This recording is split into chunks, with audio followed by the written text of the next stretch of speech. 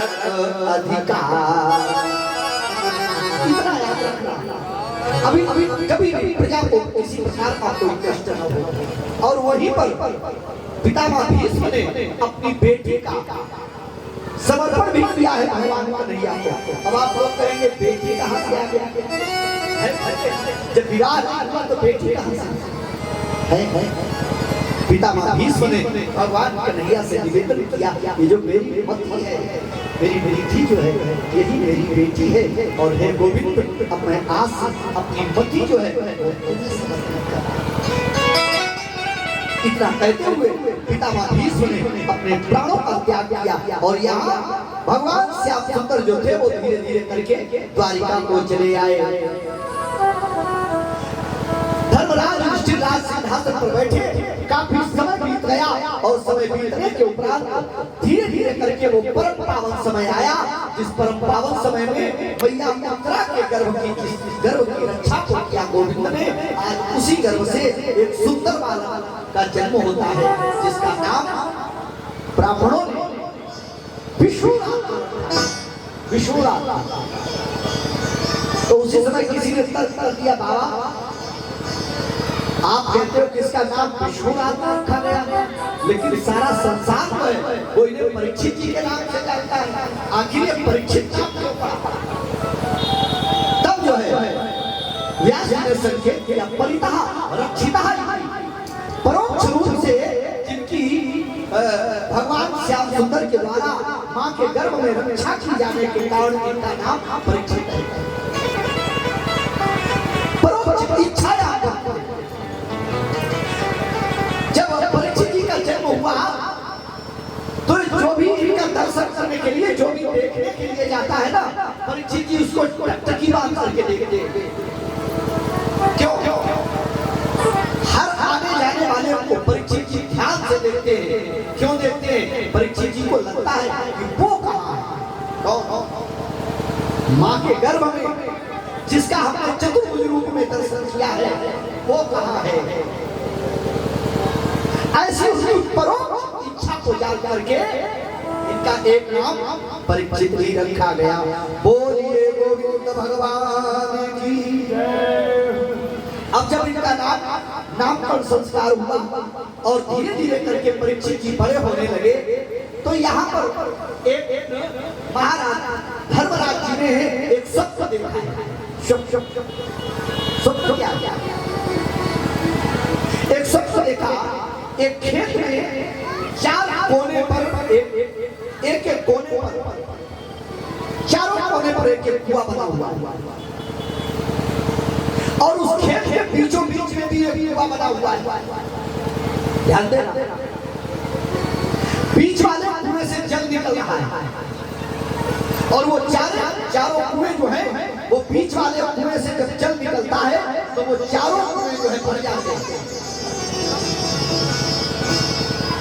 लेकिन जब बीच वाले कुएं से जल निकलना बंद हो जाता है तो वो चारों कुएं मिलकर के उस बीच वाले कुएं को भर नहीं पाते। स्वप्न तो बड़ा अजीब है, इसका मतलब क्या? इस स्वप्न को धर्मराज युधिष्ठिर ने अपनी सभा में आकर के ब्राह्मणों के सामने, विद्वानों के सामने रखा। इस स्वप्न का अभिप्राय क्या? विद्वानों ने समाधान कर दिया, राजन ये स्वप्न नहीं है, ये अशुभ संकेत है। अशुभ संकेत, अशुभ संकेत बोले हाँ। जैसा आपने देखा है चार कोने पर चार कुएं हैं, एक बीच में कुआं है। ये बीच में जो कुआं है वो जानते हो क्या है? एक पिता है, एक पिता।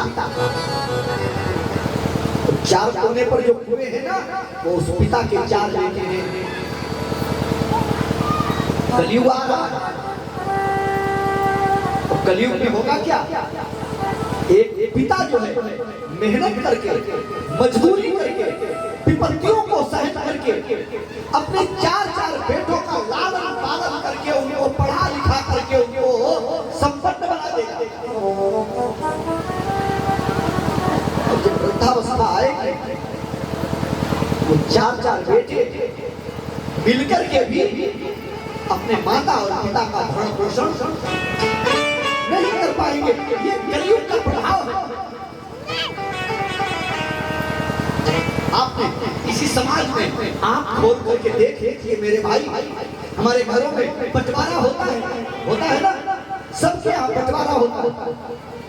और जिस समय बंटवारा होता है, हमने तो कई जगह देखा है, पिता की सारी संपत्ति को उसके बेटों ने बराबर बांट दिया। और जब बूढ़े माता पिता का नंबर आया, सारी संपत्ति तो बट गई। अब प्रश्न ये उठता है कि ये बूढ़े माता पिता जो है ये किसके पास में रहेंगे? किसके पास, किसके बंटवारे में माता पिता आएंगे? आज हमारे समाज के बेटों ने क्या किया, संपत्ति को बांटते बांटते अपने बूढ़े माता और पिता का भी बंटवारा कर दिया। एक बेटे के पास मां रहेगी, एक बेटे के पास। जिन माता पिता ने मिलकर के अपना खून बहा करके, अपना पसीना बहा करके जिस संतान को इस लायक बना दिया, आज वो चार संतान मिलकर के संपत्ति के साथ माता और पिता का भी बंटवारा है।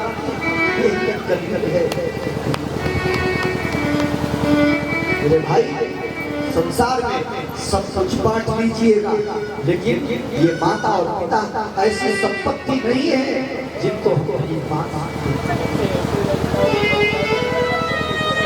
और जिस घर में ऐसे बंटवारे होते हैं मेरे भाई, उस घर में कभी भी किसी प्रकार की शांति जो है कभी नहीं हो सकती, कभी नहीं।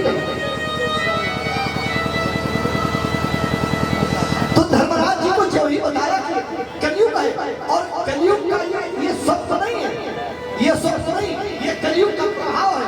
उसी समय धर्मराज जी ने मन ही मन विचार किया, मैं कितना अभागा हूं, मैं राज सिंहासन पर बैठा हूं और मेरे राज सिंहासन, मेरी राज सत्ता में ही कलयुग का प्रवेश हो रहा है। मैं ऐसे कलयुग में एक पल के लिए भी सिंहासन पर नहीं बैठूंगा। और उसी समय धर्मराज युधिष्ठिर ने निर्णय कर लिया, परीक्षित जी को राज सिंहासन पर बैठा दिया और पांचों पांडव द्रौपदी के समेत स्वर्गारोहण के लिए चले गए। हिमालय की गंगा में चढ़ते हुए एक एक करके सबसे पहले द्रौपदी का पतन हुआ, उसके बाद में सहदेव का पतन हुआ, नकुल का पतन हुआ, फिर भीम का पतन हुआ, अर्जुन का पतन हुआ, और अंत में धर्मराज जब हिमालय की चोटी पर पहुंचे तो वहां विमान आया और विमान में बैठ करके धर्मराज परीक्षित जी राज सिंहासन पर बैठे तो उपदेश मिला है। उस उपदेश के कारण परीक्षित जी ने राज धर्म का पालन करते हुए क्या किया, अपने राज्य का भ्रमण करना प्रारंभ कर दिया। राजा को, राज सिंहासन पर बैठने वाले राजा को केवल गुप्तचरों के भरोसे अपनी राज सत्ता को नहीं छोड़ना चाहिए। और जब जब राजा ने केवल गुप्तचरों के भरोसे पर राज्य की सत्ता को छोड़ा, वो राजा अवश्य ही पतित हो गया और उस राजा का अवश्य ही विनाश हो गया। राजा को चाहिए कि गुप्तचरों के साथ में वो स्वयं भी गुप्तचर बन करके अपनी प्रजा का हाल जाने। तो परीक्षित जी ने उसी समय यदा परीक्षित कुरुतांगले शृणोत कलि प्रविष्टम निज चक्रवर्तीते निसम्य पार्था मनति प्रिया तत सरासनम संयुग सौंदर्य। अपने राज्य का भ्रमण करते हुए पुरुजांचल प्रदेश से पहुंच गए, जहां परीक्षित जी को एक गुप्तचर के द्वारा सूचना मिली कि तुम्हारे राज्य में कलयुग आ गया है। तो परीक्षित जी बहुत रोए, अपने को बहुत कोसा, मेरे पितामह के जाते जाते मेरे सिंहासन पर बैठते ही कलयुग आ गया, मैं कितना अभागा हूं। फिर प्रसन्न हुए, अपने को संभाला, मैं कलयुग का सामना करूंगा। आखिर हमें भी तो अपनी वीरता का परिचय देना चाहिए। तो कलयुग का सामना करने के लिए परीक्षित जी धनुष बाण लेकर के शिकार का बहाना करके आज जैसे ही जंगल में निकले तो वहां जंगल में एक सावर का पीछा करते करते जा रहे थे तो एक झाड़ी के पीछे किसी को बात करते हुए देखा, सुना तो छुप करके खड़े हो गए और छुप करके खड़े होकर के उन दोनों की बातों को सुनने लगे। तो आज वो दोनों ही आपस में जो बातें कर रहे थे उनको सुनकर परीक्षित जी को लगा कि आखिर ये है कौन। सामने उनके जब गए तो क्या देखा, महारानी पृथ्वी जो है वो गाय के रूप में है और स्वयं धर्मराज जो है, धर्म जो है वो प्रसव के रूप में, बैल के रूप में, और दोनों ही आपस में बात कर रहे हैं। कौन है आज मेरी लाज बचाने आए, कौन है आज मेरी लाज बचाने आए, कौन है आज मेरी लाज बचाने आए, धर्म के नाम पर बलिदान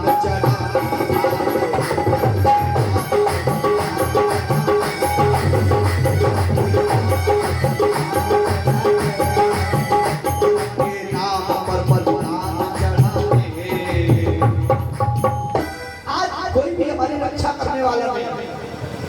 परीक्षित जी ने प्रश्न कर दिया कौन है आप, बताइए। अब उन्होंने अपना तो परिचय दिया नहीं, उल्टा परीक्षित जी का ही वर्णन करने लगे। एतद्वा पांडवेयानां युद्धमारता भयं बचः एषा गुणगणै कृष्णो दौत्यादौ भगवान् कृतः। परीक्षित जी के गुणों का वर्णन करने लगे। परीक्षित जी मुस्कुराए, अच्छा तो मैं समझ गया आप कौन है, क्योंकि हमारे गुणों का वर्णन केवल धर्म के सिवा कोई दूसरा नहीं कर सकता है। आप धर्मराज हैं। गाय ने भी कहा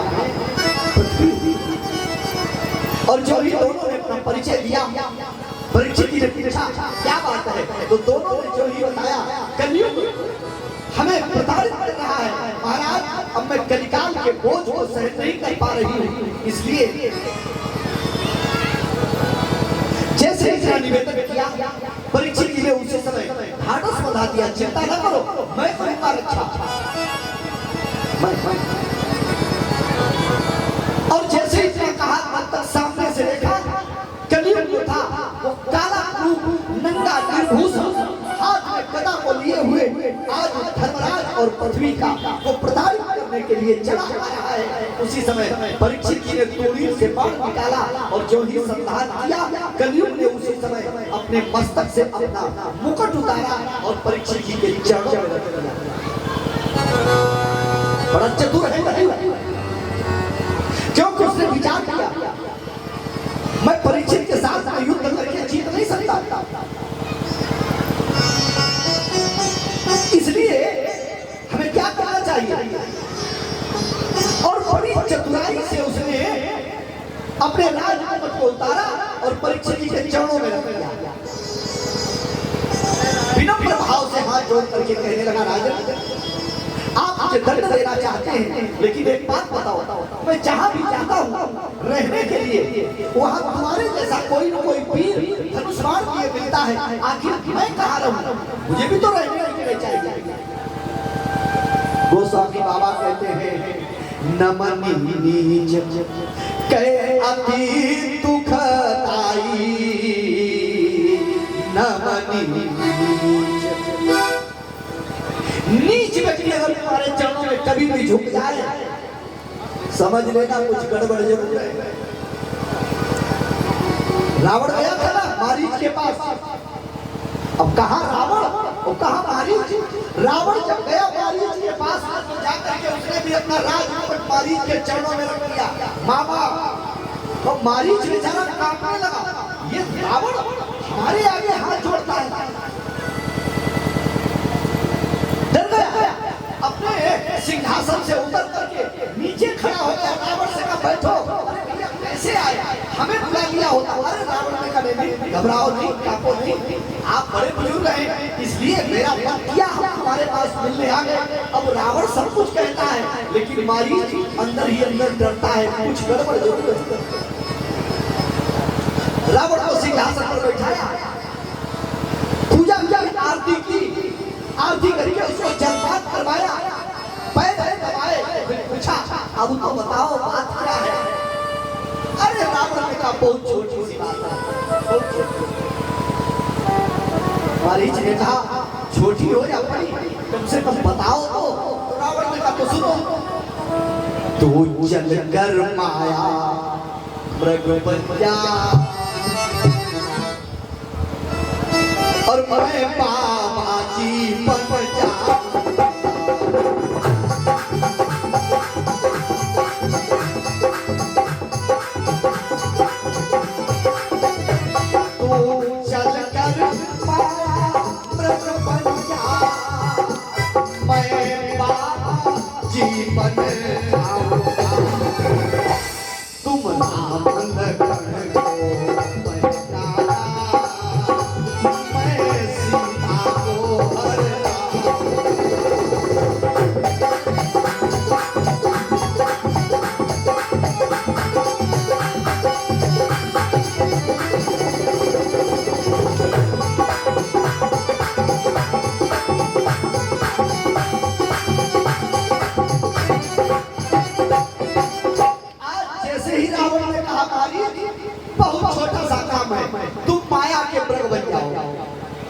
हम बाबा जी अभी आएंगे, तुम राम लखन को बहकाओ, हम सीता को हर लेंगे। मारीच ने कहा ये छोटा सा काम है। मारीच ने उसी समय रावण को समझाया, अरे तसानन तुम जिनके साथ जाने की बात करते हो ना, तुम्हारे कहने से एक बार मैं जा चुका हूँ। वो विश्वामित्र यज्ञ पाला अब छुटा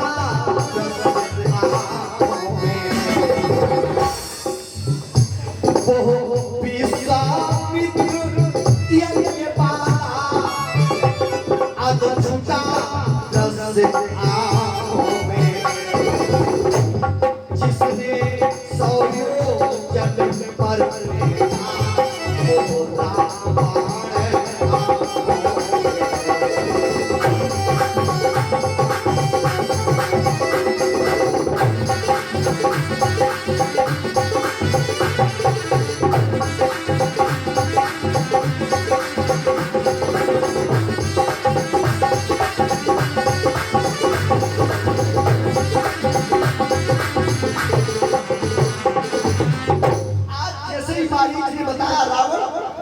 उनके साथ में जाने की बात करते हो, उनके साथ में कहते हो मैं माया मृग बन जाऊं। एक बार गया तो था, जब विश्वामित्र जी यज्ञ कर रहे थे तब भी तो गया था, और तब जानते हो क्या हुआ था? बिनु भर बाण राम के ही मारा, सतयोजन का सागर पार।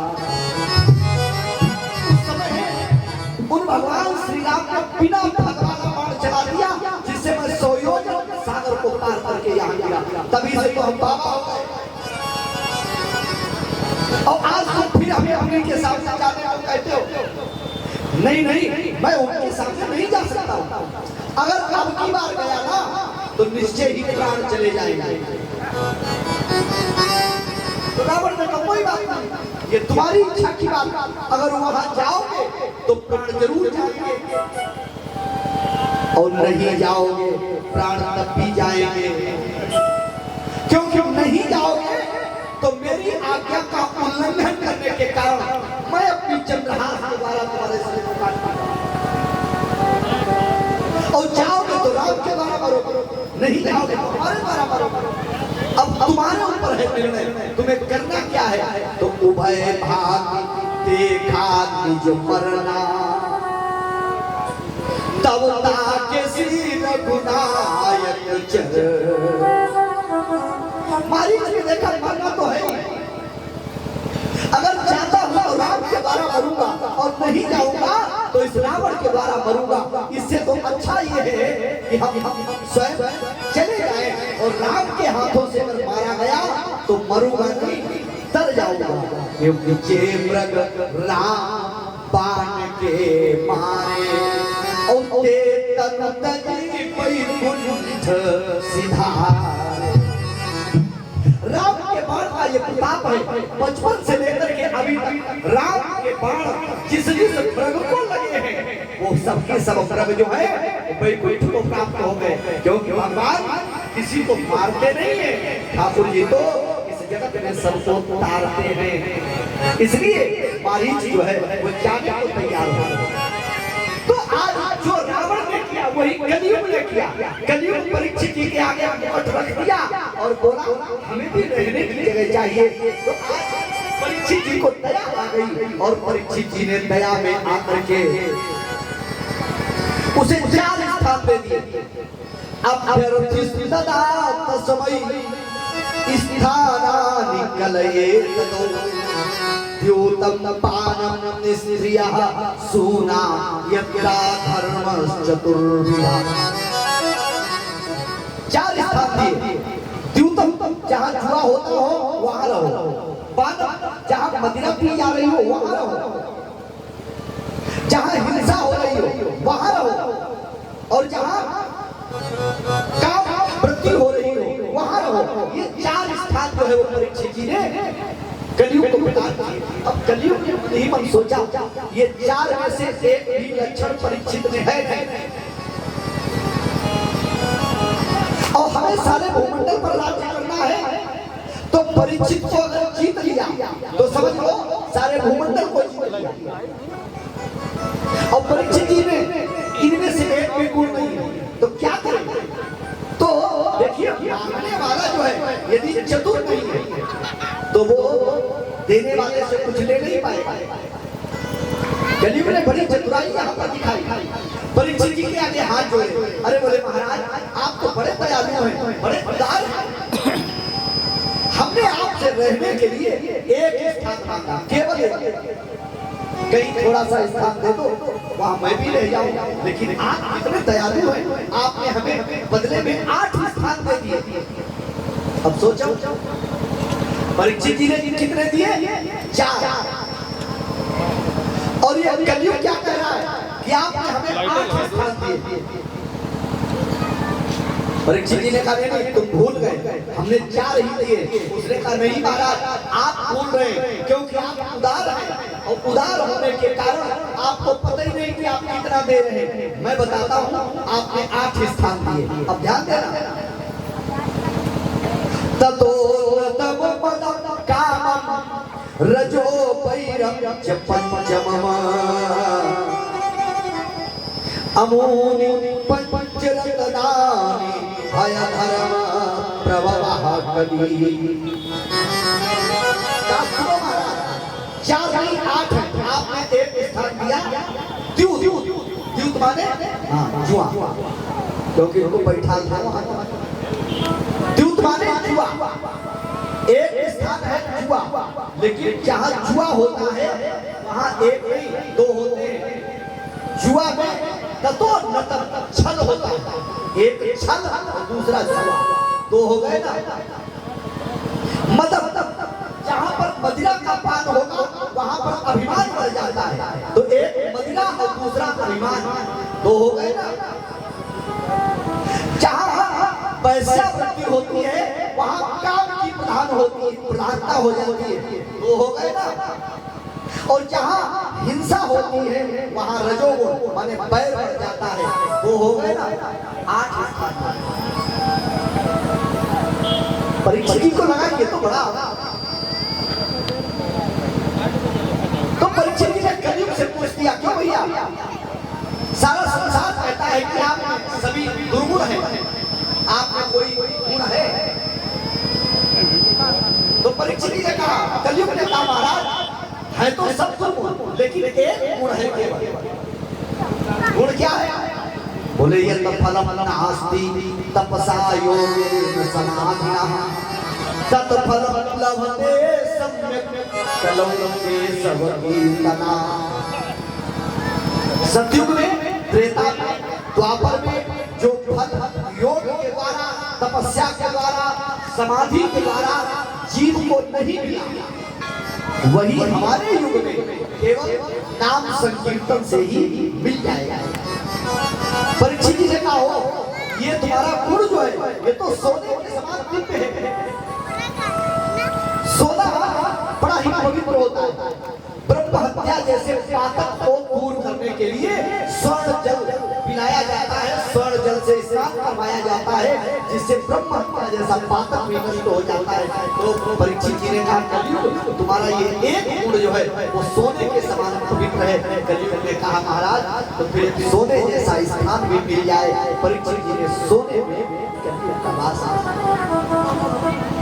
और बस उसी के प्रभाव के कारण परीक्षित जी के द्वारा सभी ऋषि का अनादर हो गया।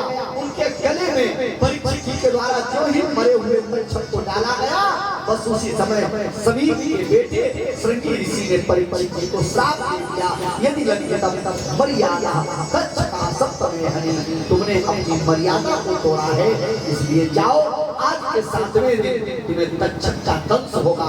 परीक्षित जी को सूचना मिली और परीक्षित जी ने उसी समय अपने राज सिंहासन को पल में ही छोड़ दिया। जरा सी देर नहीं की, हम 2 दिन के लिए रिश्तेदारी में जाते हैं ना, तो बेटों को सारे व्यापार का हिसाब किताब समझा करके वहां से वसूली कर लेना, ये कर लेना, ये कर लेना।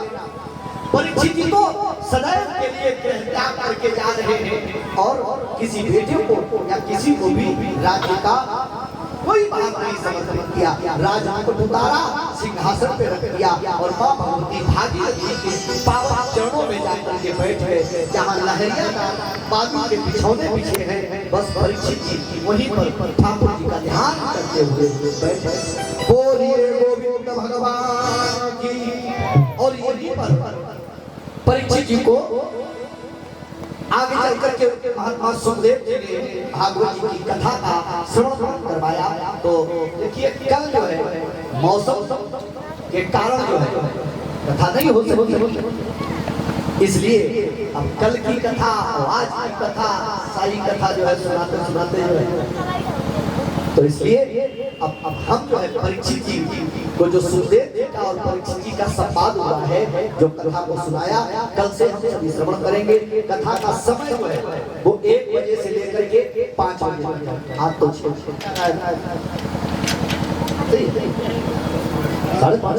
चलो कोई बात नहीं। तो 1 बजे से लेकर के 5 बजे हम सभी भक्त अपने गृह कार्यों से निवृत्त होकर के ठीक 1 बजे कथा परिसर में आए और आकर